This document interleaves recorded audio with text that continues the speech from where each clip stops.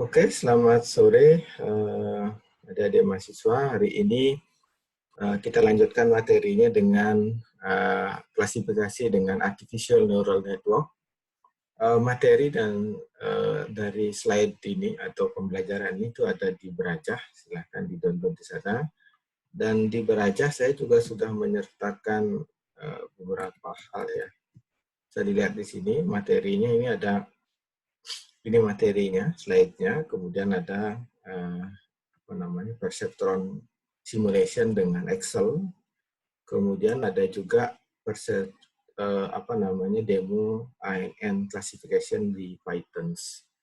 Nah, ini saya contohkan dengan code from the scratch dan library.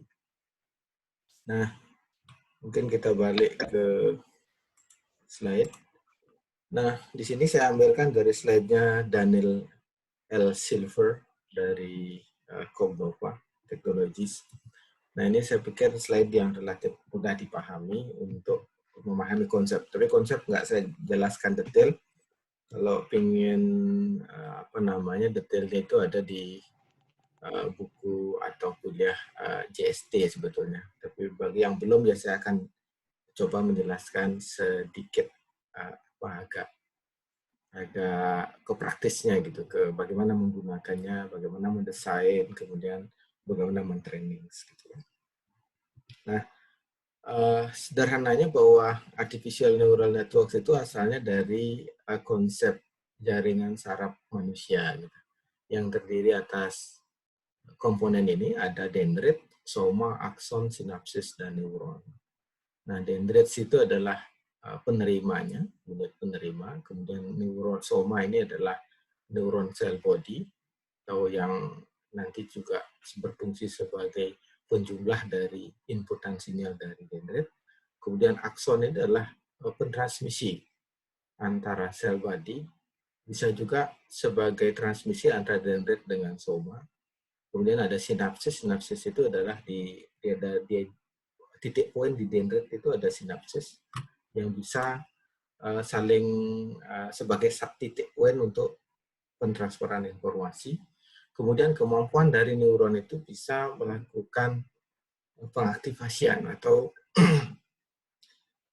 mengabaikan suatu sinyal atau inputan sinyal yang tidak berada di atas ambang batas, gitu. Ada ambang batas satu threshold. Nah, dalam konsep neuron biologi manusia itu ini perlu proses belajar gitu, dengan menggunakan electrochemical change namanya.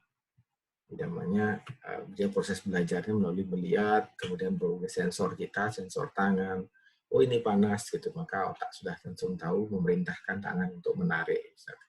Atau ketika kita belajar melihat seseorang gitu, kita langsung sensor dendrit kita menerima informasi orang ini seperti ini, seperti ini, seperti ini, maka otak sudah langsung mengaktifkan berbagai nilai-nilai yang ada di neuron. Nah, selanjutnya dari konsep biologi ini, maka muncul ditiru gitu oleh para ahli untuk disimulasikan pada hardware atau menggunakan software. Dengan input connection itu disebut dengan receiver, kemudian ada node atau units, ini adalah neuron body, kemudian ada output connection, ini ada transmitter. Jadi transmitter itu adalah akson, ya. Kemudian activation function, ini yang berfungsi untuk mengaktifasi luaran dari neuron body. Kemudian connection weight. Nah, ini connection weight ini adalah suatu nilai yang terdapat di dalam kalau dalam bahasa biologi synaptic junction atau hubungan sinapsisnya itu. Kemudian perubahan weight ini dilakukan juga dengan latihan atau training. Learning occurs via change in the value of connection weight. Jadi training itu digunakan untuk mengubah nilai dari connection. Nah, kemudian dari konsep biologi itu, maka basic function dari neuron itu adalah untuk sum input atau menjumlahkan input. kemudian outputnya dan menghasilkan output yang lebih besar dari threshold atau mengaktifasi output. Jumlah ini diaktifasi sehingga yang lebih besar dari threshold atau ambang batas akan dilewatkan, kalau yang tidak akan dinolkan, didiamkan saja. Kemudian INN load itu menghasilkan output sebagai berikut. Dia mengalihkan setiap komponen input dengan weights yang ada di setiap connection. Kemudian menjumlahkan semua weights input dan menguranginya dengan the threshold value, ini disebut dengan menjadi total weights input. Kemudian mentransformasikan total weight input itu output using the activation function. Jadi konsepnya bagaimana weights itu di-adjust sehingga dia bisa melakukan suatu yang disebut dengan pemetaan input menjadi output. Weight-nya itu di-adjust berdasarkan error misalnya. Tapi tidak selalu error. Ada beberapa metode, ada beberapa teknik pengejasan weights yang bisa dipakai. Nah ini contohnya. Jadi struktur biologi manusia yang agak kompleks itu digambarkan dengan model seperti ini. Ini adalah input node. Nah ini disebut dengan receiver. Di sini menerima input. Kemudian dia berhubungan dengan neuron di dalamnya atau hiddens. Nah, ini neuron-neuron ini mempunyai koneksi. Punya koneksi ke sana. Nah masing-masing koneksi ini punya weights. Di sini ada nilai weights-nya, ini ada weights-nya, ada weights-nya, ada weights-nya, weights-nya, dan seterusnya. Kemudian yang kita lihat ada output. Nah ini berkoneksi ke sana juga, sana. Dan masing-masing sambungan ini itu ada weights-nya. Maka kalau struktur artificial neural networks itu, kalau dia 3 layer, layer aktif itu adalah 2 ini. Yang ini adalah input nggak aktif. Aktif itu artinya dia punya weights yang bisa berubah-ubah. Bisa berubah sesuai dengan keinginan kita di output 1 sama output 2. Akan di-adjust agar input yang ini dipetakan menjadi output 1 atau output 2. Nah, lapisan neuron di tengah ini namanya hidden nodes atau hidden layers. Nah, ini input nodes. Input node tergantung jumlah input yang kita miliki. Hidden nodes ini adalah variasinya, tergantung problem apa yang kita selesaikan. Jumlah hidden bergantung sekali dengan problem yang ingin diselesaikan. Output juga demikian, tergantung apa yang ingin kita selesaikan. Itu. Nah, behaviors dari artificial INN itu secara umum input bergantung pada input ya, bergantung pada input. Jadi artinya inputnya itu apa, kemudian outputnya apa, itu sepenuhnya itu menentukan struktur dari its node. Activation function-nya kayak apa, kemudian struktur dari networks-nya kayak apa, atau architectures-nya yang kayak apa, kemudian weights its condition-nya seperti apa. Nah ini dipengaruhi sepenuhnya oleh input. Kalau inputnya misalkan kalau kita ingin cuma melakukan N saja, maka N itu relatif 0 dan 1. Inputnya 0 dan 1, maka strukturnya akan menjadi simpel sekali. Tapi kalau inputnya adalah, nanti saya contohkan di belakang bagaimana input menentukan struktur dari activation, struktur dari arsitektur, dan struktur dari koneksi. Nah contoh, ini paling sederhana. Agar mudah dipahami, maka ada contoh paling sederhana. Ini adalah namanya simple neuron. Simple neuron sering juga disebut dengan perseptron ya. Single perceptron, karena dia hanya punya input dan output. Kemudian hubungan antara ini itu ada W1, W2, W0. W0 ini adalah sering disebut dengan bias. X0 diset dengan 1. W0-nya adalah minus theta, tergantung bisa 0. Ini.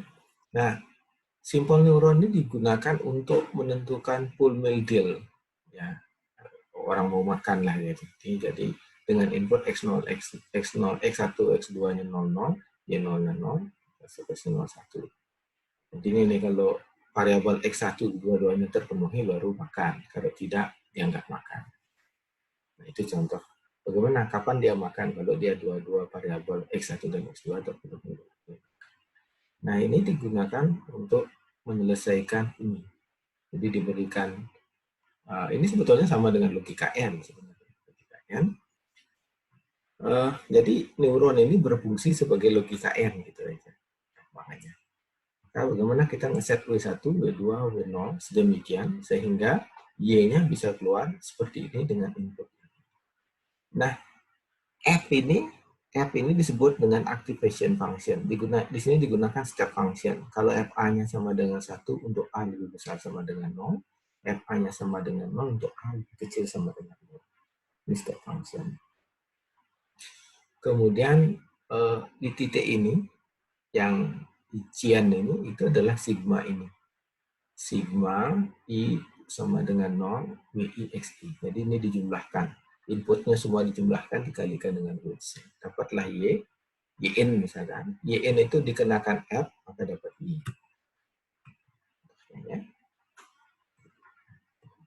Kemudian learningnya, proses pembelajarannya itu cuman gini, initialize weights, weights-nya di inisial, biasanya nilainya ini sangat kecil. Ada teori mengatakan bahwa initialize weights itu sangat kecil, dan biasanya yang paling sering digunakan itu adalah bilangan random, dari 0 sampai 1. Kemudian present a pattern and the target output. Jadi definisikan inputnya dan targetnya. Jadi kayak tadi, yang kita inginkan adalah 0, 0, 0, 0, 1, 0, 1, 0, 0, 1, 1, 1. Jadi yang YT itu adalah target yang kita inginkan, inputnya ini, tapi saya inginkan target. Nah, kemudian compute output, jadi kita hitung outputnya dengan fungsi tadi, kemudian update weights dengan ini, ulangi langkah 2 sampai errornya kecil atau errornya mendekati 0. Hanya ada 4 langkah langkah yang harus dilakukan. Initial weights ini hanya pertama, dan kita siapkan datanya, dan kita hitung luarannya, kemudian update weights-nya sampai luaran ini sama dengan target yang kita inginkan. Nah, kemudian bagaimana cara mengupdate-nya? Nah, ini update-nya ada macam. Ada disebut dengan Hebbian Rule. Ada dengan Delta Rule. Nah, ini kebetulan Delta Rule. Nanti saya contohkan Hebbian Rule. Delta Rule ini itu W update itu sama dengan W sekarang ditambah Delta W. Delta W itu adalah sama dengan neta D X I inputnya. X ini adalah inputnya. D ini adalah error signalnya. Neta ini adalah learning rates. Secara default dia bisa 0,1. Defaultnya weights ini 0,1. Range-nya adalah dari 0 sampai sama dengan 1. Nggak boleh 0. Nggak boleh 0. Tapi typical set-nya atau default itu 0,1. Semakin tinggi ini, semakin cepat proses ininya. Tapi kadang-kadang kalau semakin tinggi ini, itu tidak terlalu baik karena dia akan mencapai lokal minimum. Jadi tidak pada solusi sesungguhnya. Maka ketika kita menemukan lokal minimum, maka disuruh mengurangi learning rate. Nah, simple neurons ini mempunyai kelemahan. Kelemahannya itu adalah dia walaupun secara ini dia akan menunjukkan bahwa bisa melakukan secara umum, dengan konsep ini kita bisa melihat, memvisualisasikan bagaimana cara kerja network, neural network. Kemudian bisa mendiskriminate function. Jadi bisa mengenerate discrete function itu artinya dia bisa membuat garis klasifikasi. Kemudian mempunyai power untuk memetakan input menjadi output. Nah, untuk 3-dimensional itu divisualisasikan dengan 3D space dan 2D interplate. Ini kalau 3, kalau 2 cukup dengan 2 dimensi. Seperti kemarin yang seperti sebelumnya yang saya contohkan. Nah, ini contohnya. Nah, untuk logic OR itu dia bisa menemukan ini dari klasifikasi ini. Karena 00 dia 0, 01 dia 1, 10 dia 1, 11 dia 1. Nah, dari klasifikasinya. Nah, ini ketika dia melakukan training, maka dia bisa menemukan ini. Nah, dari sini adalah Y sama dengan W0 plus W1 X1 plus W2 kali X2.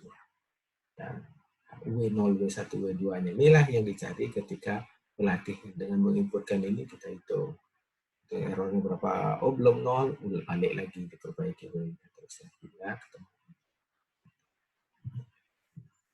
Nah, limitation-nya juga adalah hanya bisa melakukan ini apa discriminate function atau punya bisa melakukan menemukan garis klasifikasi yang sifatnya linear, atau kelas itu atau data input itu hanya bisa dibagi menjadi dua buah hyperplane. Walaupun linear, kalau dia 3 dia nggak bisa kalau cuma simple. Tapi kenyataannya di lapangan bahwa apa namanya data itu tidak linear atau non linear, atau tidak linearly separable, atau tidak terpisah secara linear. Nah, ini telah diteliti menjadi persoalan kurang lebih 15 tahun penelitian. Baru kemudian muncul bisa mengklasifikasikan kelas menjadi non linear. Nah, ini aja kasus ini saja oleh simple perceptron tadi itu tuh tidak bisa diselesaikan karena dia punya linear tapi dia punya dua garis klasifikasi, tidak bisa karena dia neuronnya tunggal. Sehingga kalau ini kan 000 110, maka ini nggak bisa diklasifikasikan dengan simple perceptron. Seperti tadi, maka kalau seperti ini itu kita harus menambahkan neuron. Two neuron are needed. Jadi di dua neuron diperlukan, ya, sehingga kalau diberikan dua neuron seperti ini atau multi layer namanya, baru dia bisa menyelesaikan. Kalau cuma satu neuron, tidak akan bisa selesai. Nah, dia hanya bisa linear dengan dua kelas, dengan hanya dua hyperplane. Kalau walaupun linear tapi lebih dari dua, itu tidak akan bisa diselesaikan. Itu. Nah, kalau misalkan lebih kompleks lagi kayak gini, nah maka ini semakin banyak neuronnya. Jadi, more complex multilayer neuron are needed to solve more difficult problem. Jadi, semakin kompleks persoalannya, maka semakin kompleks juga layer networks-nya. Nah, kalau kita bandingkan dengan sistem kemampuan otak manusia, itu otak manusia berdiri atas miliaran sel. Sedangkan kita hanya memodelkan paling dengan ratusan sel atau sel neuron. Nah, itu masih sangat sedikit. Nah, bagaimana dengan kemampuan otak yang terdiri di atas miliaran sel? Miliaran sel, sehingga otak manusia itu sangat responsif. Begitu Anda menyentuh panas, dengan seketika otak memerintahkan tangan Anda untuk melepas dari panas.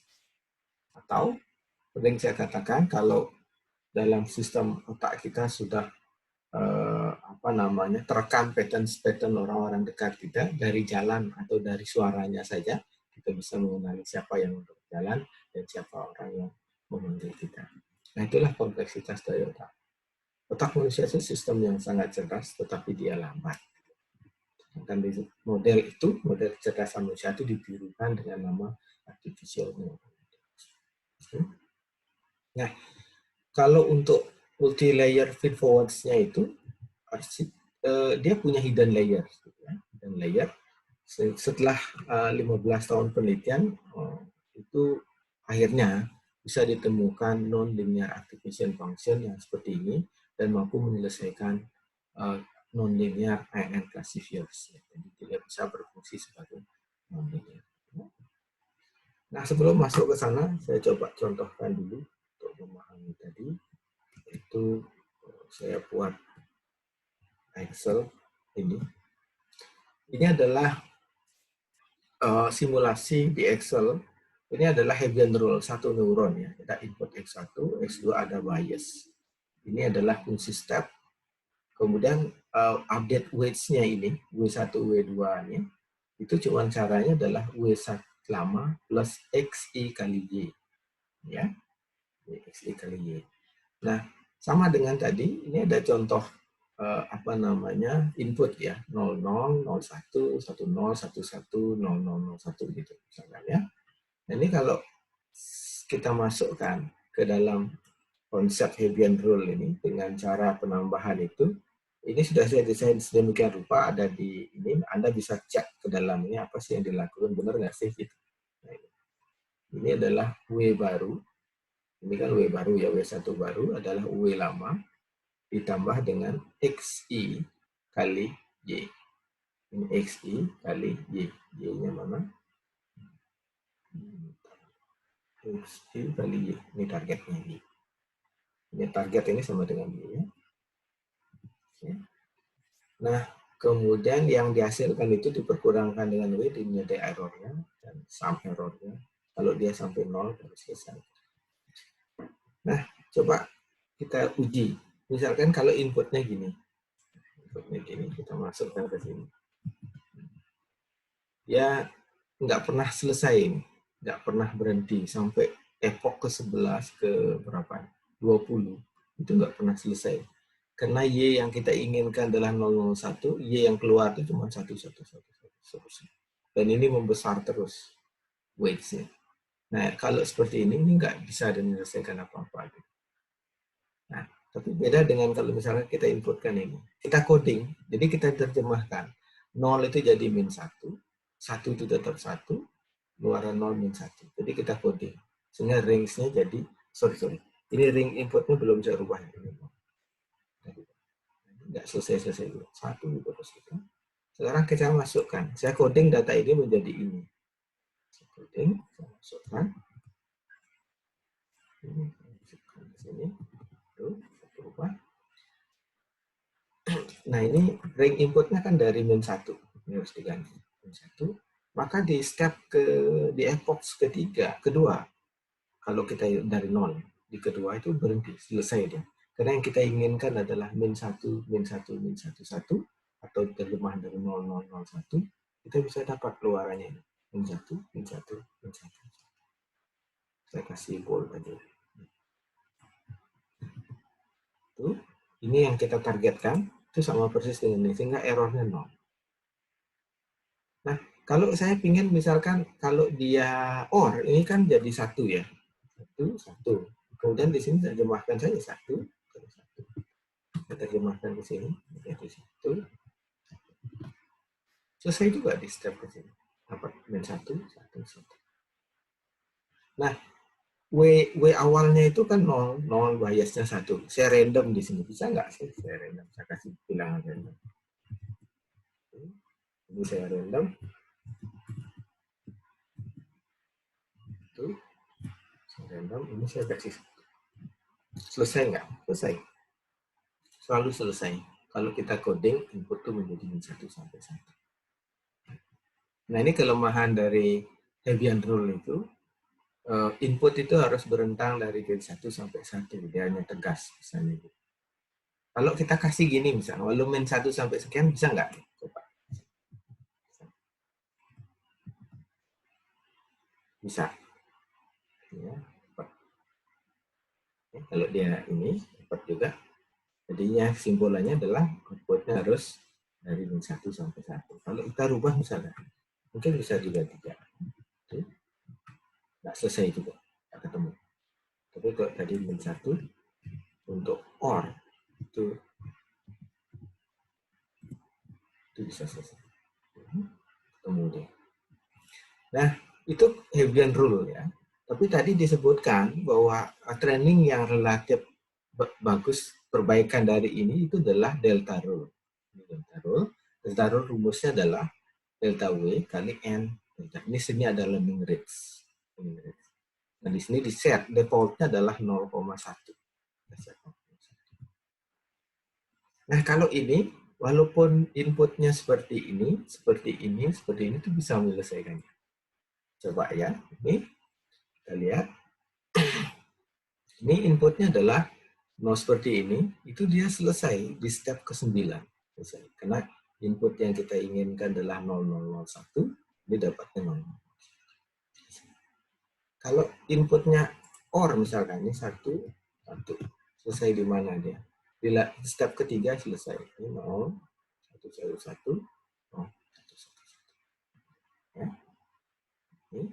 Nah, kalau misalkan inputnya saya rubah menjadi ini, atau range-nya gini. Ini, saya rubah. Selesai nggak dia? Selesai juga. 01 dengan input seperti ini. Artinya, Bahwa kalau 0, 025 itu 0, 02575 0, 075 025 0. Kalau ini misalkan satu kelasnya adalah selesai, Pak, selesai juga. Ini, nah sekarang bagaimana kalau kita coding ke tempat yang lain misalkan gini, selesai nggak?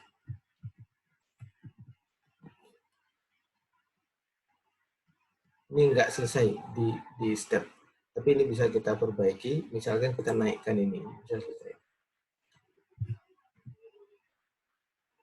Nggak dapat juga. Nah, nggak dapat juga. Kalau kita kasih ininya, no. Sorry. Nggak selesai, maaf. Bukan ini yang bermasalah. Bukan ini yang bermasalah. Ternyata saya kelupaan. Karena ini range-nya adalah bin 1 sampai 1 harus kita rubah di sini. Maka dia selesai. Maaf tadi. Ada kesalahan sedikit. Nah, jadi kalau delta rule itu lebih fleksibel. Dia dalam melakukan training. Mengejas dia itu sangat bagus. Dia bisa menyelesaikan dengan relatif cepat. Mau di inputnya kita rubah pun, di encoding dengan tepat bisa menyelesaikan, decoding dengan tidak, dengan seperti biasa juga bisa, sepanjang datanya adalah numerik. Nah, misalkan seperti ini, kita coba. Bisa nggak diselesaikan? Tuh. Karena ini satu neuron, ini selesai di step keempat. Walaupun dia dari 0, step kelima seperti itu. Tapi kita inginkan adalah min 1, 1, min 1, min 1, 1, dapatnya juga min 1. Nah, ini Excel ini hanya mensimulasikan konsep delta rule. Di sini adalah Hebbian rule. Sedangkan sini algoritma ini. Ya. Nanti coba di rumah Anda otak-atik cek sel ke dalamnya kok bisa seperti itu. Nah, kemudian tadi disebutkan karena ini single neuron, apakah bisa dia menyelesaikan XOR? Kita contohkan saja XOR yang ini. Kalau XOR itu kan kalau dia sama dengan 0, kalau tidak sama 1, ini 1, ini 0. Sampai kapanpun kayaknya nggak bisa selesai. Nggak selesai. Ya, nggak selesai. XOR. Ini problem. Kalau saya balik sedikit, ini ada saya bikin lebih ini ada XOR di sini. Nah, ini XOR. Anda lihat ya. Ini XOR, inputnya 000, 1, 10. Nah, ini dengan perseptron yang tadi saya buat, ini pakai ini bisa banyak epoxnya. Tadi kan cuma 15. Saya kasih di sini sampai 100 epoch. 100 kali iterasi epoch itu satu input, semua dihitung itu satu epoch. Ini 100 kali kita running misalnya. Itu. Sampai 100 pun nggak ketemu errornya. Tetap hasilnya adalah, prediksinya adalah harusnya keluaran yang kita inginkan adalah 0, yang dikeluarkan 1. Jadi nggak bisa. Ini contoh. Dengan Excel pun yang sederhana, itu ini sampai 10 epoch, kita nggak bisa menemukan solusi dari. Tapi berbeda kalau kita bikin seperti ini misalkan. Data ini kita jadikan dua kelas, misalkan gitu. Ini adalah 0, ini adalah 0, kemudian ini adalah 1. Ketemu dia pasti. Titik-titik tertentu. Dengan syarat ini di. Ini selesai. Kalau tadi adalah karena ini kelasnya, garisnya 2. Ini adalah 0. Ini nggak akan ketemu. Karena dia hyperplane-nya itu ada 2. Jadi tidak bisa memisahkan. Kalau saya bilang seperti ini, kenapa dia bisa? Karena hyperplane-nya 1. Atau kalau ini dinolkan juga hyperplane-nya 1. Walaupun ini 2 kelas, ini misalkan tadi 0, ini adalah 1. Ini enggak, dua ini hyperplane-nya. Ada 3 hyperplane sebetulnya, bukan 2. Garis pemisahnya yang tadi, kalau XOR itu ada 2 hyperplane. Nah, bisa dilihat di belakang. Ini.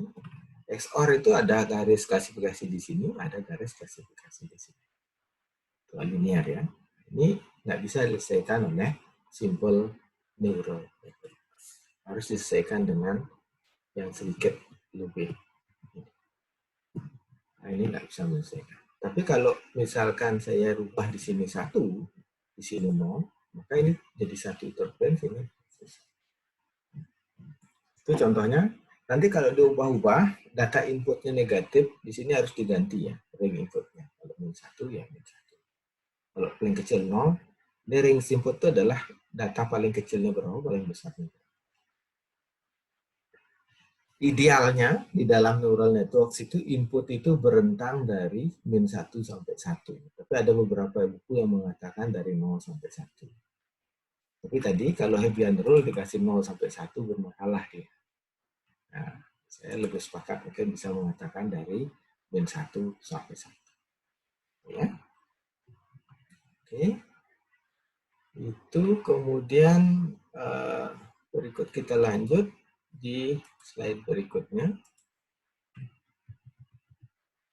Nah, kemudian multi-layer feed-forward artificial neural networks. Nah, ini digunakan untuk menyelesaikan yang linear dengan fungsi aktivasi. Tadi fungsi aktivasi itu step function, sekarang fungsi aktivasinya muncul sigmoid. Sigmoid itu bentuknya seperti ini. Fungsi kalau step function itu fungsinya gini. Nah, kalau lebih besar dari ini bisa di 1. Nah, kalau sigmoid itu dia bentuknya gini. Jadi fungsinya itu sigmoid. Nah, ini kemudian pada saat itu walaupun di teorinya tapi belum muncul algoritma learning yang bisa mengejas weight untuk menghasilkan linear. Akhirnya kemudian baru muncul berikutnya disebut dengan backpropagation. Nah, mungkin ini hanya visualisasi saja bagaimana pattern space kemudian weight space-nya bisa digunakan untuk mendapatkan garis klasifikasi yang seperti ini. Ini non linear. Kalau tadi kan yang linear. Kemudian baru muncul tahun 86 itu muncul namanya backpropagation algorithm. Jadi backpropagation ini idenya cuma merambatkan error dikirim ke belakang untuk mengejas weights. Error yang di depan itu dirambatkan ke belakang untuk mengejas weights ya, weights dari setiap connection. Nah, caranya tetap menggunakan error. Jadi error menjadi inti di sini. Error itu adalah selisih antara target dan luaran yang kita inginkan. Tetap menggunakan generalized delta rule namanya. Tetap ada neta, ada delta E, delta W. Ini adalah turunannya atau error di masing-masing node. Kemudian tujuannya adalah hanya ingin mendapatkan apa ya? Ini to compute delta E per delta WJ untuk semua WJ. Nah, ini saya kira banyak buku yang sudah menjelaskan ini algoritmanya agak panjang, saya akan nggak berpanjang di situ, tapi pada konsepnya saja ya. Bahwa algoritmanya itu sama seperti tadi, uninitialized weight, present pattern, kemudian compute output, ini, kemudian update weights gitu ya. Weights-nya diupdate, delta W sama dengan yang tadi, cuman di sini adalah delta W-nya itu dan delta E, delta W. Nah, ini diulangi dari langkah 2 sampai mencapai error yang diinginkan. Itu. Nah, yang ribetnya itu adalah di sini. Proses forward-nya itu gampang. Forward-nya itu adalah ke kanannya. Ke kirinya itu yang agak ribet. Sedikit ribet. Nah, di sini. Ini delta W itu adalah neta DJ OJ. Itu minus neta delta E, delta WIJ. Minus delta E besar dari WIJ. D-nya itu apa? Ini adalah error. Ini untuk output node sama hidden node itu light. Ini kalau sederhana, jadi output ke J dikali dengan 1 dikurangi output ke J dikali output target ke J dikurangi output ke J. Untuk outputnya. Jadi kalau outputnya ada 4, maka keempat-empatnya dihitung. 1 sampai 3. Untuk hidden itu gini, E kali I. Ini sederhana ini paling belakang. Output ke I, hidden ke I, kali 1 dikurangi output hidden ke I, dikali sigma E kali IJ.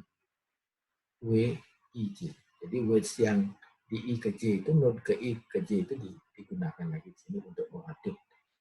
Ini udah dapat, tinggal dikalikan.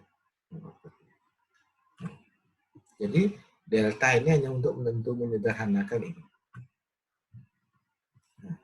Nah, maka di dalam back propagation ini adalah disebut dengan gradient descent. Jadi gradiennya dikurangi step by step sampai dengan error yang didapat, yang di set itu dapat terpenuhi. Dikurangi step by step. Nah,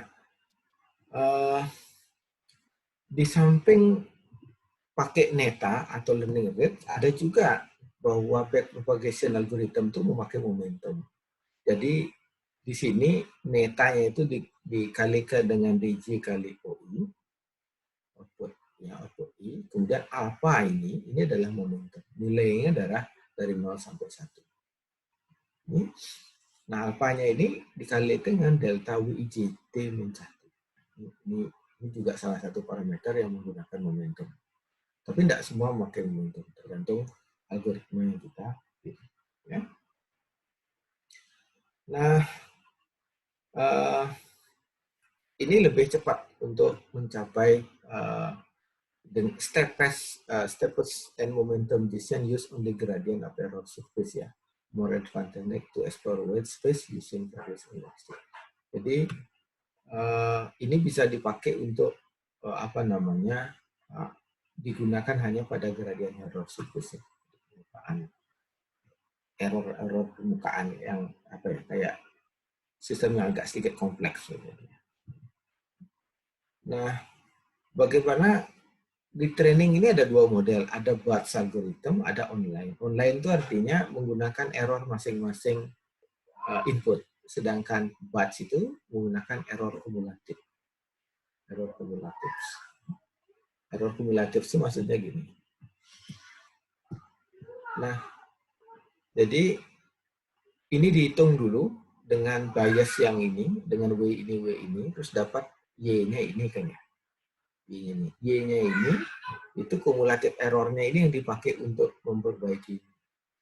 Sedangkan yang di sini, masing-masing error ini dipakai untuk perbaiki.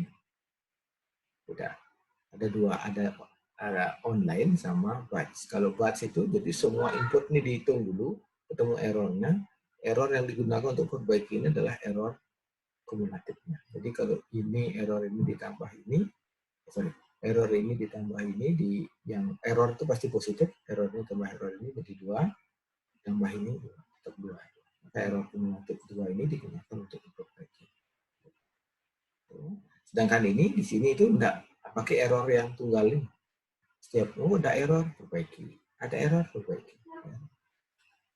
Jadi kalau yang batch itu hitung dulu ke kanannya, hitung dulu ke sininya, dapat errornya baru perbaiki. Itu ada 2. Nah, kalau kita lihat, nah di sini dia mengatakan bahwa online more stochastic and typically a little more accurate but more efficient, ya. Batch more efficient. Ini adalah lebih akurat, tapi batch itu menghasilkan efisien. Efisien mungkin dari aspek time computation-nya. Karena kalau back propagation itu computation time-nya kubik, ya, kubik. Semakin banyak neuronnya dan hidden layer-nya, arsitekturnya itu semakin banyak waktu komputasi yang diperlukan untuk mendapatkan weights yang cocok dengan persoalan itu. Nah, kemudian saya nggak akan bahas ini. Kemudian yang paling penting yang perlu kita hindari adalah ini, overtraining. Overtraining itu adalah sering disebut dengan overfitting. Nah, untuk menghindari overtraining itu, kita data set itu harus dipisah menjadi test dan tuning set. Ya. Jadi dari setiap data test ini dan tuning set, dari tuning set ini kita monitor errornya. Ketika errornya sudah tidak bisa menaikkan terus, maka itu stop. Kita rubah lagi. Nah, maka ini kaitannya dengan ini, network design. Bagaimana sih kita bisa gunakan neural networks itu untuk melakukan klasifikasi dari data yang kita punya? Maka ini menjadi penting. Maka desain di sini adalah kita menentukan arsitektur dari networknya, struktur dari artificial neurons-nya, learning rules-nya, desain. Kemudian di training, kita perhatikan optimum training berapa, learning parametersnya apa saja, data preparation, dan lain sebagainya. Nah, di sini akan kita bahas network design dulu. Di network design itu, tadi di depan saya katakan bahwa permasalahan yang semakin kompleks itu membutuhkan neuron yang semakin kompleks. Pertanyaannya berapa nodes? Nah, ini yang perlu kita cari dalam desain. Nah, node-node yang itu kita rancang dulu, kemudian kita latih sampai hingga mendapatkan suatu model atau arsitektur yang optimum. Optimum itu diindikasikan dengan hasil performance yang tinggi. Jadi kalau data yang kita punya misalkan 1000 dari 2 kelas, 700 kita pakai training, 30 kita pakai testing. Nah, dari itu kita bikin model dulu, dari model itu menghasilkan akurasi yang 100% itu optimum. Kemudian berikutnya itu node ya. Kemudian berapa layers? Layernya berapa? Kemudian jadi yang di dalam desain concern-nya itu adalah input layernya berapa, hidden layernya berapa, output layernya berapa. Nah, ini yang harus kita cari. Ya. Kemudian caranya itu ada otomatis ya, metode otomatis. Tapi ini relatif sulit dilakukan. Itu ada augmentation, kemudian ada weight splitting dan elimination. Jadi dikasih banyak kemudian dikurangi gitu secara otomatis. Tapi biasanya sih orang lebih mudah mendesainnya dicari literatur dulu untuk kasus yang mirip dengan itu, instruksi vektornya berapa, dari situ baru di otak-atik jumlah hidden dan jumlah neuron. Ya, sampai kita mendapatkan hasil yang bagus. Kemudian di dalam network design itu ini ada istilah selective connectivity. Jadi hubungannya kayak apa? Bisa aja gini. Ini bisa kita. Kemudian ada share weights-nya di share. Kemudian recursive connection. Jadi ada pembalikan. Itu bisa. Kemudian kita input integration-nya pakai sum, square, atau sum juga. Sum atau square. Ada juga perkalian. Jadi tidak melulu adalah sum gitu. Tapi ada juga perkalian. Nggak harus sum. Nggak harus semuanya sum.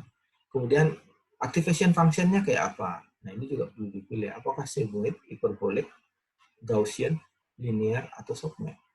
Nah, ini adalah sebuah proses.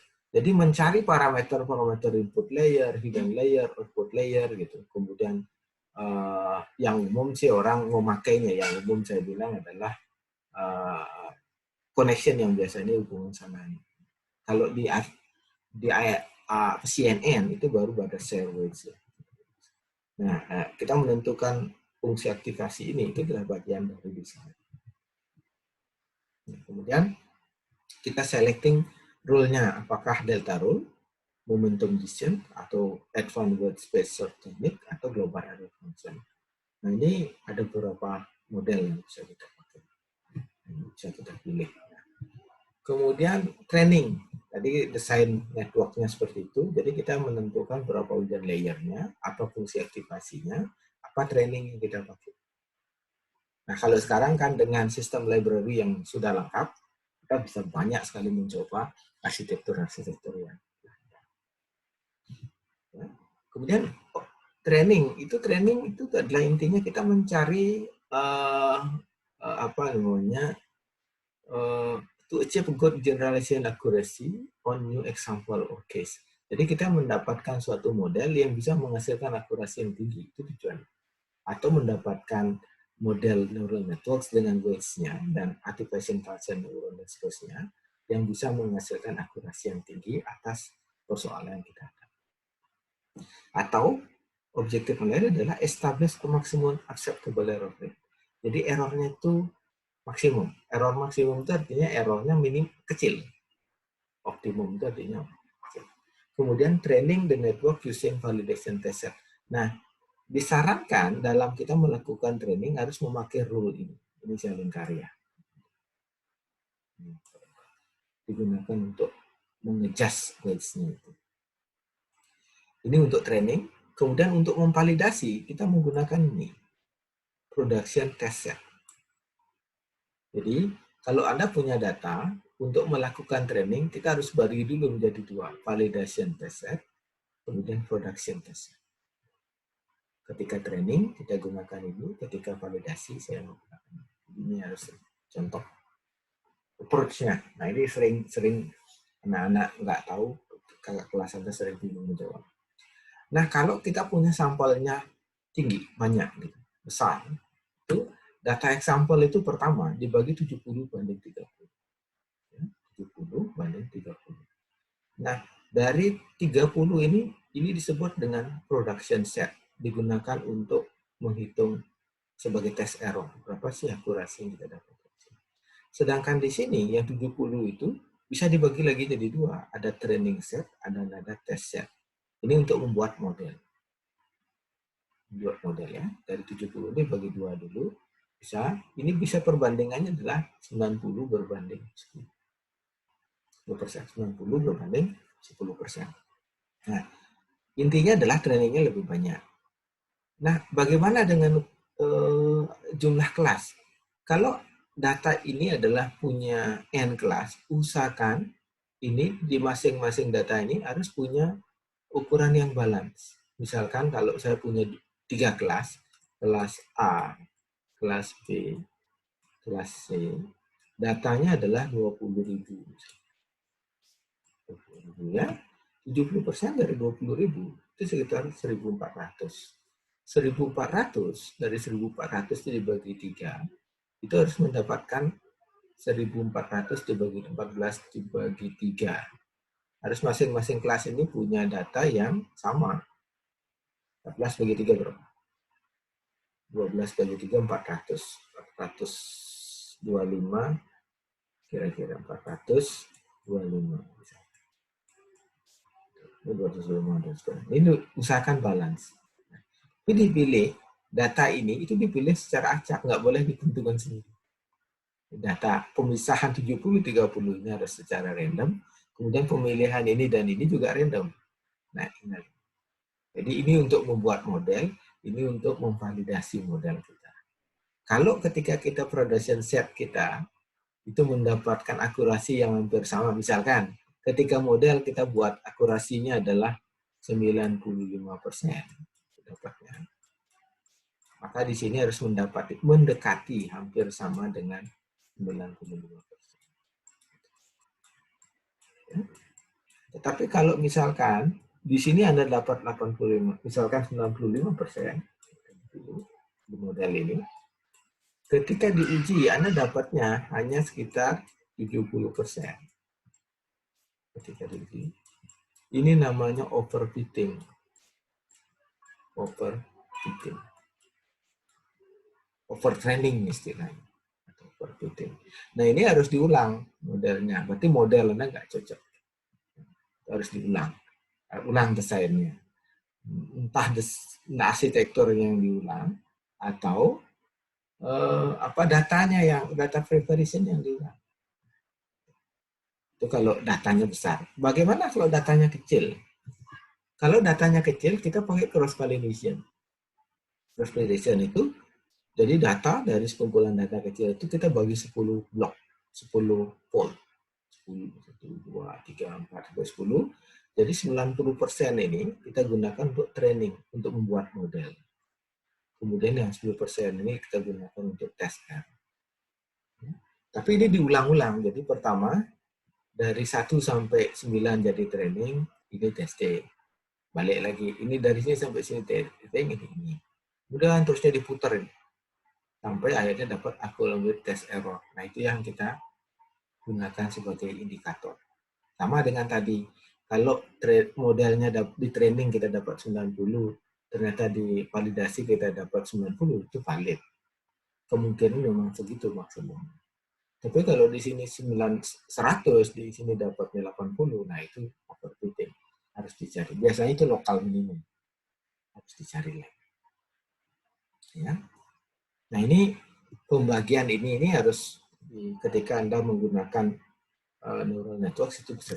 Tapi ini bisa berlaku untuk model pembelajaran yang lain, cara pembagian kelas dan ini dalam pembuatan model ini bisa digunakan. Nah itu biasanya, nah ini juga perlu diperhatikan network training di sini. Ini learning rates itu nilai range-nya dari 0,01 sampai 0,99. Jadi step-nya itu 0,01. Tapi default-nya 0,1. Momentum, kalau Anda memakai momentum, nilainya itu 0,1 sampai 0,9. Step-nya itu 0,1. Kalau Anda merubah ini, menaikkan step by step, nggak bisa Anda stepkan 0,2 tiba-tiba. Bisa aja sih, tapi biasanya kalau kasusnya ini harus dinaikkan itu stepnya 0,1. 0,11. Tapi kadang-kadang karena banyak kita uji, maka kita pakai 0,1. Tapi ada strategi kok cara ngujinya ini. Jadi misalkan ini, pertama Anda nguji, itu N-nya adalah stepnya 0,1. Ternyata Anda dapat misalkan neta 0,1 sampai 0,2 itu tertinggi akurasi. Maka Anda cari di dalam ini, dari 0,1, ini kan ujinya udah 10 kali. Sekarang dicari di antara ini dengan step 0,01. Itu akan ketemu dengan optimum. Ya. Kemudian ada fungsi weight cost, nah ini 0,1, stepnya per 1000, 1, 2, 3, per 1000, sampai 0,5. Ini, kemudian, nah ini bisa jadi pedoman.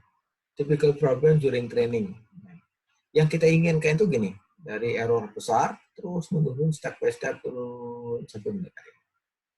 Ya, ini yang tujuan utamanya ini.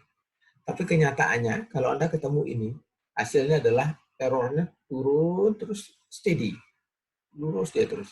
Bukan steady ya. Terus tidak ada perubahan. Gitu. Ini adalah seldom local minimum.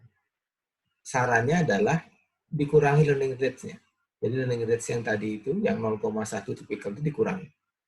Dikurangi dengan step. Misalkan kalau Anda nggak mau banyak, stepnya 0, karena dari 0 sampai 0,1 kan bisa 0,09. Kalau dia pakai defaultnya itu, kalau enggak, yang lain default. Nah, kalau errornya itu gini, naik turun di titik ini tapi stabil, tapi dia itu turun. Nah, ini reduce learning parameter, bisa macam-macam, tapi ini juga mengindikasikan bahwa datanya tidak bisa dilatih. Jadi datanya sangat tidak terpisah gitu. Data tidak terpisah itu gini. Kalau saya punya data, ini kelas A, saya kasih gitu kotak. Segitiga, sorry. Kelas A. Kemudian kelas B-nya itu ada di dalam ini. Warnanya saya ganti ya. Kelas B. Kelas B itu ada di sini. Bertimpit. Nah, ini adalah data yang tidak bisa dipelajari atau bisa dibedakan.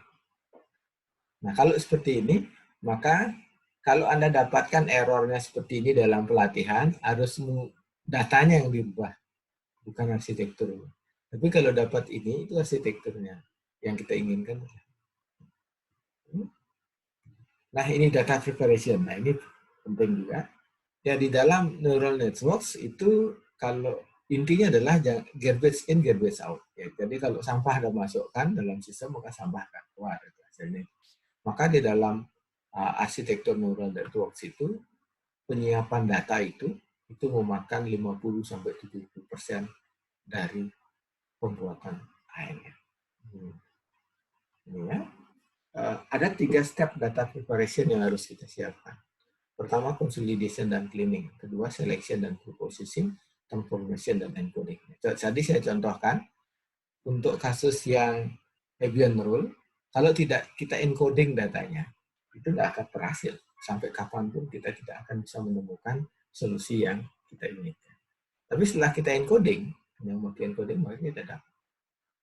Nah, Nah, itu contoh bagaimana data preparation. Kemudian kalau data cleaning ini ya kita buang hal-hal yang tidak penting atau kita standarisasi datanya dengan menggunakan kalau pernah Anda pakai nanti ada scaler ya. Standar scaler namanya. Itu pakai statistik. Selection. Itu fitur selection. Mana yang fitur-fitur yang tidak memiliki korelasi tinggi itu kita buang. Ya, kita buang. Ini fitur selection bisa kita gunakan. Nah, transformation yang kemarin saya contohkan bagaimana kita mengubah dari data 3 dimensi menjadi 2 dimensi. Itu bisa kita pakai. Atau data yang dimensinya terlampau besar, kita kurangi dimensinya. Dimension redactional bisa pakai PCA, bisa pakai LDA, bisa pakai frekuensi analisis, kemudian bisa pakai macam-macam. Nah, itu salah satu strategi. Nah, ini di sini adalah sama dengan di sini adalah bagian dari ekstraksi fitur dan fitur selection. Nah, contoh datanya dalam ANN itu bisa nominal, ordinal, interval, dan continuous. Tapi ini harus di-encoding. Anda harus ingat bahwa di dalam, ini salah satu teori yang saya bilang mengatakan bahwa tipikalnya itu inputnya adalah 0 sampai 1. Nah, kalau datanya gini, ini 0,23 ada 500. Nah, ini kan harus decoding. Nggak bisa Anda langsung gunakan seperti ini. Ini akan menghasilkan sesuatu yang tidak bermanfaat. Harus kita cari. Kemudian consolidation dan cleaning itu kaitannya dengan ini kita menentukan appropriate input attributes.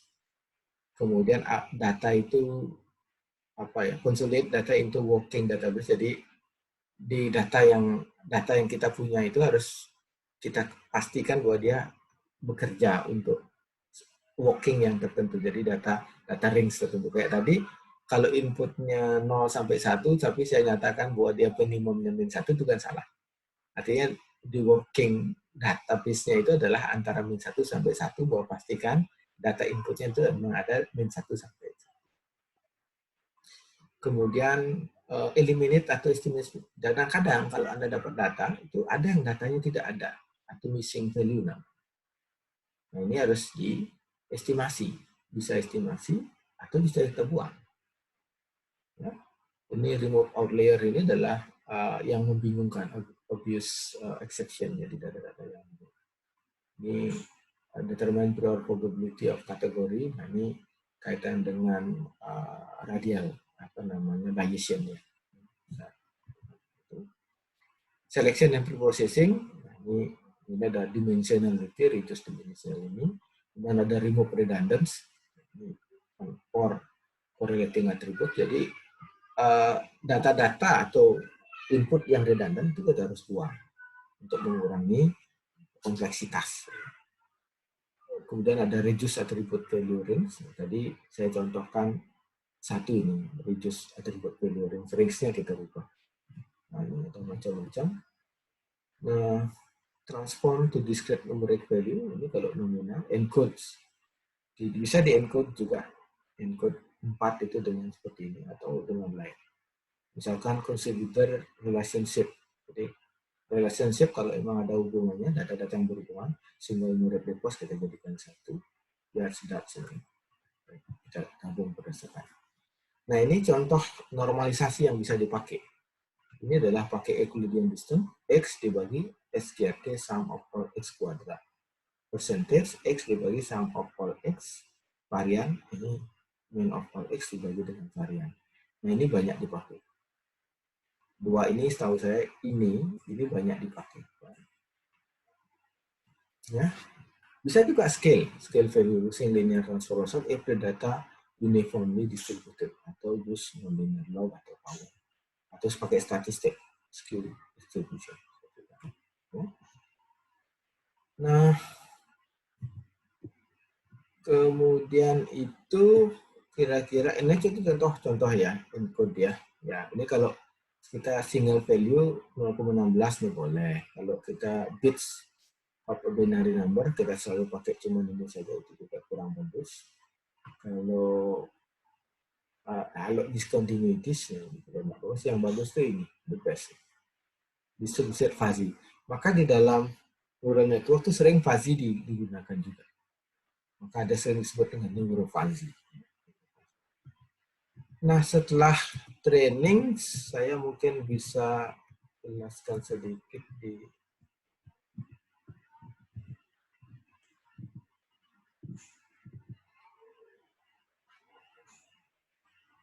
mungkin setelah training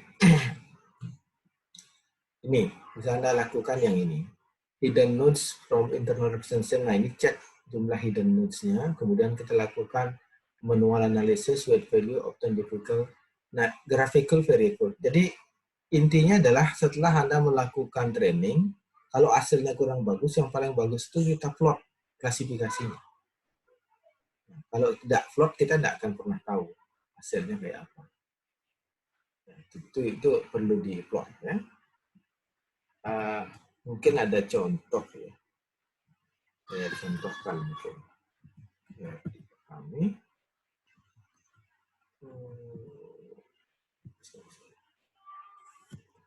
Mudah-mudahan ada contoh.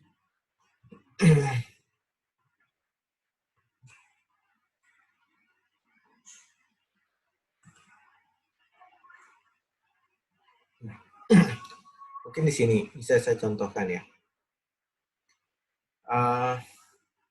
Ini adalah proses untuk multilayer perceptron mengklasifikasikan dengan algoritma backpropagation. Ini saya pakai data apa namanya ada sudah standar sekali. Ini cuma mencontohkan bagaimana kita menganalisa setelah training gitu ya. Kita analisa setelah training. Contoh saya kasih contoh misalkan di sini saya kasih active action-nya adalah logisip. Logisip ini sama dengan sigmoid. Sama dengan sigmoid. Ini kalau kita running, harus di running dari depan.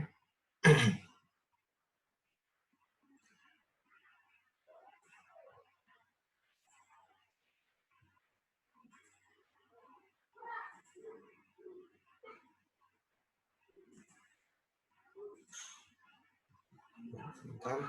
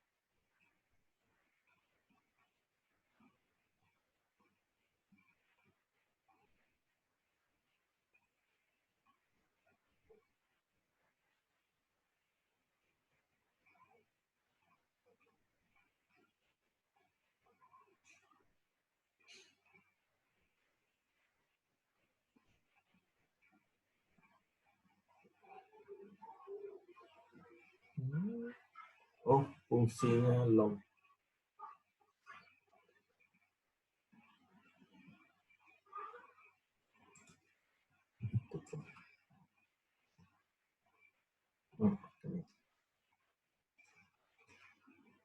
Nah, ini contoh ya. Ketika saya ganti ini logistik, hasilnya adalah padahal di trainingnya itu menghasilkan akurasi 1. Jadi semua data trading itu dikenali. Tapi di testingnya itu menghasilkan 0,91. Ini problem ini. Karena 1,91 ini kesannya adalah overtraining, overfitting. Maka saya harus cek, kenapa dia bisa begitu? Nah, Anda perhatikan ini. Ini klasifikasinya antara kelas merah dengan hijau, itu bentuknya gini. Kemudian antara hijau sama biru, ini. Nah, ini enggak karuan. Ini adalah cenderung menghasilkan overfitting. Maka harus kita rubah ini. Ini walaupun hasil trainingnya satu, tapi ini jelek. Nah ini harus divisualisasi katanya tadi. Maka kita harus visualisasi. Sebisa mungkin kita visualisasi. Maka kita rubah misalkan. Kan kita rubah artifaction function-nya jangan logistik. Kita pakai relu. Kita lihat. Kita running. Nah, di sini kita mendapatkan walaupun trainingnya tidak menghasilkan satu, ada 0,98, tapi kemudian akurasi di testingnya itu 97. Nah, ini kan dekat. Nah, ini tidak overtraining. Coba kita cek sekarang. Nah, ini relatif lebih bagus dibandingkan dengan yang sebelumnya. Jadi, garis klasifikasinya itu agak tegas membedakan ini. Tidak tadi ini ada kadang-kadang berrepeat. Nah, itu celah sempit tadi itu menyebabkan data banyak yang error. Ya, sama kayak itu. Perhatikan ya. Log 6 atau kita bandingkan deh. Nah, ini saya tambahkan satu slide.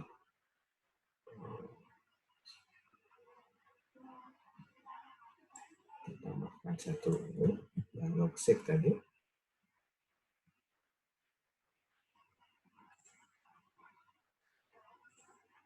Saya di sini.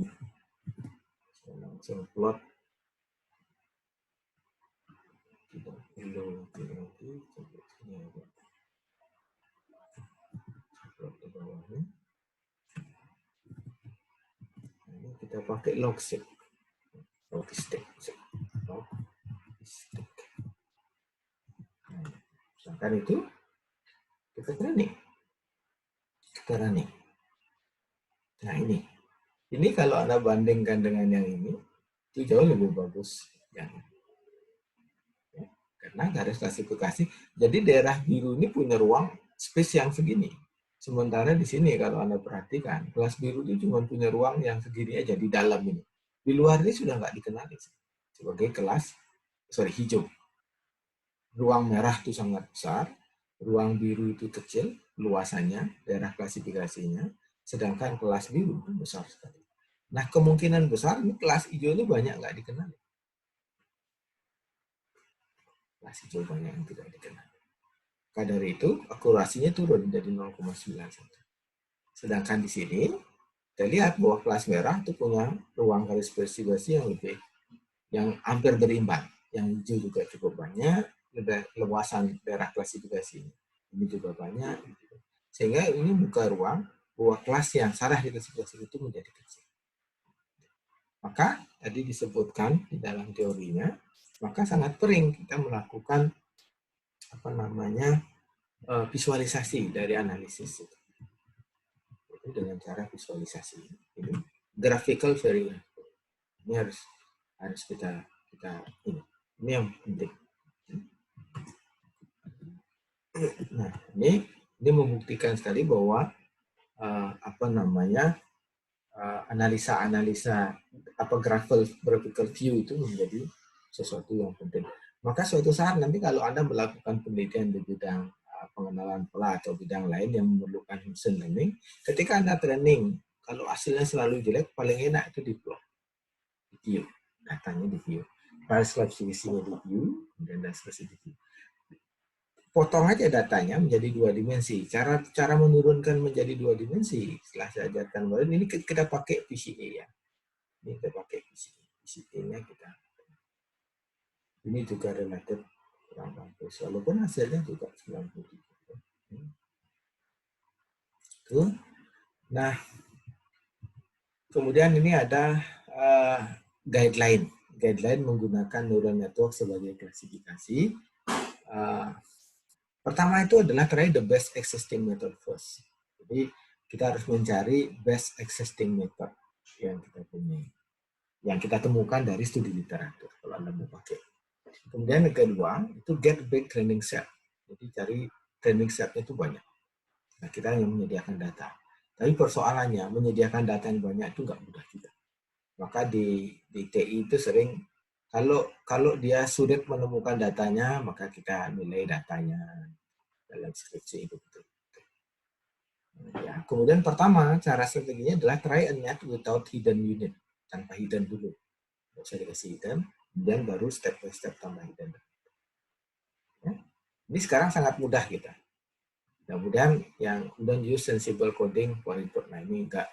Ini maksudnya variabelnya ya. Variabel inputnya itu data ketik dengan coding. Coding sensible coding itu artinya coding yang sensitif gitu. Dekat-dekat gitu. Tapi biasanya kita normalisasi, mungkin ini bisa dihindari. Kemudian consider method for constraining network. Jadi metode yang bisa mengconstrain batasan-batas network itu harus kita pertimbangkan. Oh ini tidak boleh data segini, itu harus kita pakai benar-benar. Kita perhatikan constraint dari network, neural network itu kita perhatikan. Learning rate-nya step-nya 0,01 itu kita perhatikan. Jadi parameter-parameter yang optimum paling gampang adalah ketika pertama kali ada pakai set default dulu. Step by step kita utak-atik. Kemudian pakai test set. Ini ya, untuk test set ya tadi, data itu dibagi menjadi training dan testing. Di dalam training model itu ada juga data testnya sendiri. Dan kita pakai determinant confidence interval cross validation itu juga bisa dipakai. Ini dua-dua ini 6, 7, 7. Jadi ini ada 7 guideline untuk menerapkan neural networks. Oke. Nah, kira-kira kalau aplikasi saya tidak akan bahas lagi. Sekarang mungkin bisa sedikit. Mungkin ada pertanyaan dari Mas-mas dan Mbak-mbak. Ada pertanyaan? Halo?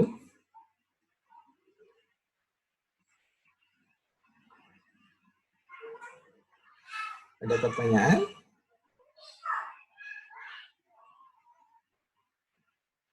Halo?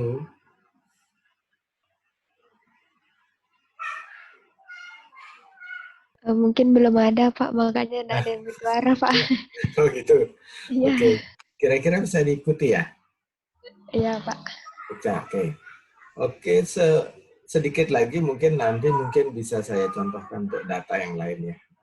Sekarang kita contohkan dulu. Jadi silakan dicoba ya, saya banyak kasih. Ini adalah contoh dari klasifikasi menggunakan neural network. Ini ada di apa namanya, sudah saya sertakan di Beraja. Jadi konsepnya itu tinggal dibaca. Tadi saya jelaskan bahwa ini arsitektur saraf manusia, itu ada dendrit ini di ujung ini, kemudian adalah nukleusnya. Ini satu neuron. Kemudian di dendrit dengan dendrit yang satu dengan sel yang lain itu ini titik poin sinapsis namanya. Ini adalah untuk mentransfer informasi. Khususnya. Kemudian konsep itu dituangkan ke dalam ini. Ada inputnya. Inputnya ini adalah dendrit. Kemudian ini adalah sel, neuron. Kemudian ini adalah transmitternya, yang disebut dengan akson tadi. Kemudian ini di setiap titik poin ini ada weights-nya. Ini detektornya. Kemudian di setiap neuron itu pasti punya sigma. Di dalamnya ada sigma, fungsi aktivasi output. Input di sigma. Sigma itu adalah artinya kalau di sini itu adalah hasil dari ini input ini dikali weight sini ditambah input ini dikali weight sini ditambah input ini dikali weight sini. Nah, itu disebut tensor. Nah, tadi contohnya adalah ini step function apa namanya OR, logika OR lah kurang lebih. Ini logika N ya, logika N. Ini untuk model yang seperti ini. Jadi kita menggunakan delta rule di sini. Maka saya bikin ini adalah cones. Itu from the scratch ya. Saya bikin berdasarkan ini sendiri ya. Jadi addition function-nya itu tulis sendiri. Kemudian ini adalah prediction-nya. Ini kan menerjemahkan sum itu kan cuma gini. Range-nya weights I dikali row I kan gitu. Tambahkan dengan itu. Terusnya ada training. Ini training demo ini tunjukkan step by step. Jadi ini itu data N yang tadi. Step by step-nya setiap langkah itu bisa kita. Ketika inputnya misalkan 00, apa yang dilakukan? Oh ternyata prediksinya adalah 1. Coba aja hitung. Kemudian weights-nya masih 0. Ya, ini dilihat nanti bisa ada ini. Kemudian Ini epox-nya kita set adalah 2. Jadi 2 itu artinya jadi gini. Satu data input ini selesai dihitung itu satu epoch. Jadi selesai ini satu epoch. Setelah itu berarti 2 kali saja ngitung. Dapatnya berapa sih? Dapatnya ternyata hasilnya adalah harapannya adalah 0001, keluarannya 0110. Masih salah. Maka epoch-nya bisa dinaikin. Nah, makanya saya bikin yang kedua, training. Nah, ini training demo, ini step by step. Setiap langkah kita keluarkan hasilnya. Kalau bisa seperti itu sih, Anda bisa mencoba-coba di rumah. Ini di sini. Weight stay plus 1 itu sama dengan weight stay ditambah learning rate sekali expected T dikurangi predicted T dikali XT. Untuk biasnya, bias T ditambah learning rate sekali expected T dikurangi predicted T. Tidak ada XT-nya kalau biasa. Nah, di sini ya tinggal itu nanti di sini di training itu maka while saya pakai while tidak pakai for lagi. Tapi di sini pakai while. Ketika epoch-nya lebih kecil dari n epoch dan sum error-nya tidak sama dengan 0, dia kerja. Tapi ketika sum error-nya lebih sudah mendekati atau sama dengan 0, dia akan berhenti keluar sendiri. Maka di sini walaupun saya kasih epoch-nya 100 di proses yang berikutnya, ini epoch-nya 100, saya pakai training data n, dia selesai di epoch keempat. Selesai dengan dapat weights-nya sekian, ketika dites input sekian, keluarannya adalah ini. Harapannya adalah 00, 1. Kita coba untuk logika OR. Oh, hasilnya juga sama. Hasil bisa menghasilkan. Bagaimana dengan XOR? Nah, ini gagal. Sampai berapa tadi yang saya contohkan, ini gagal. Sampai 100 pun nggak ketemu. Itu maka dari ini, itu hasil simulasinya tidak selesai. Maka selanjutnya harus kita belajar multi-layer perceptron. Multi-layer perceptron itu saya menggunakan library from NLP classifiers. Ini data XOR-nya. Nah, tentu karena di atas saya buat sendiri, jadi saya sesuaikan datanya dengan data inputnya. Nah, di sini kalau MLP itu punya data inputnya itu harus dipisah antara X dan Y-nya. Sedangkan di atas sini, itu X, Y-nya itu digabung. Ini X-nya, ini luaran. Di sini harus dipisah yang di bawah. Ini harus dipisah. Data XOR dari semua sampai sebelumnya. Maka kita print, dapatnya ini data XOR, training. Targetnya adalah Y. Maka kita bikin MLP-nya.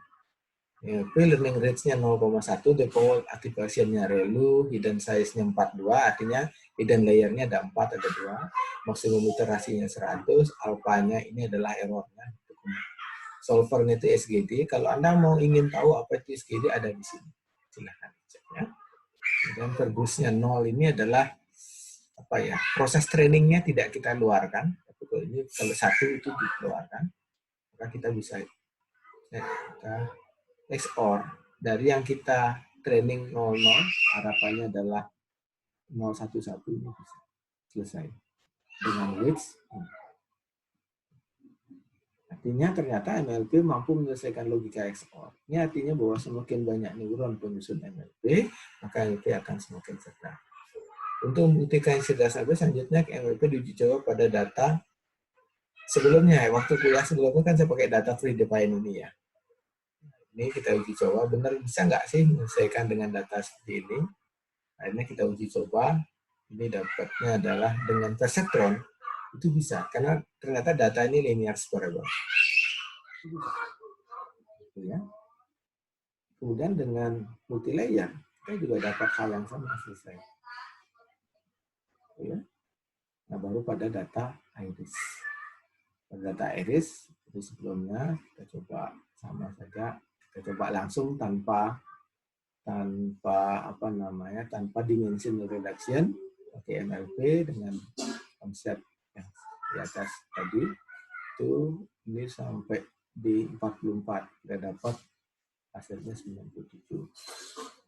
Nah, selanjutnya pakai PCA kita turunkan dimensionalnya agar bisa kita plot klasifikasinya untuk membuktikan yang tadi. Ternyata analisa setelah training itu penting. Ini agak bisa kita tunjukkan nih. Nah, ini contoh bagaimana penerapan MMP di proses klasifikasi. Mirip dengan yang sebelumnya, tapi agak ada sedikit perbedaan adalah ketika kita mendesain neural network. Ini bisa di otak-atik. Ini adalah hasil setelah beberapa kali testing ya, baru mendapatkan ini 82 ini. Ini bisa di otak-atik. Apakah ini optimum? Enggak? Anda bisa melakukan desain. Tadi kok bisa kita lihat, logistik kok nggak bagus. Nah, kita lihat, nggak bagus itu. Ini bisa dirubah. Ini kalau 83 gimana sih? Bisa dirubah. Ini artinya size seed dan layernya itu ada 8, ada 3 baru input sama output. Input outputnya dilihat dari input data. Kalau di running 97, kalau kita plot lagi, jelasannya. Jadi ini mungkin masih bisa diterima karena ini 98, ini hasilnya 97.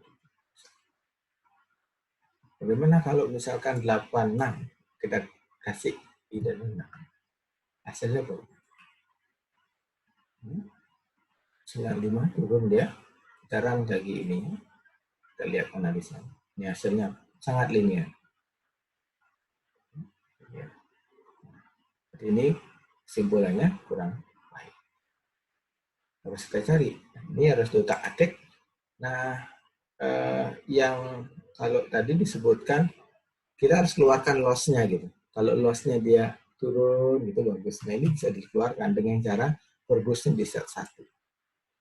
Bisa dikeluarkan. Kalau dia ini bisa dikeluar dari data ini. Nah kira-kira itu dulu. Kalau tidak ada pertanyaan, dua code ini itu saya sertakan di Berajah. Ini ada perseptron XLS, kemudian ada demonya. Silahkan dicoba. Jika ada pertanyaan, bisa Anda sampaikan lewat WA di grup atau lewat email juga bisa saja. Nah, mengingat sudah jam 5:30, saya kira akhiri dulu. Kalau tidak ada pertanyaan, kan kalau ada pertanyaan silahkan.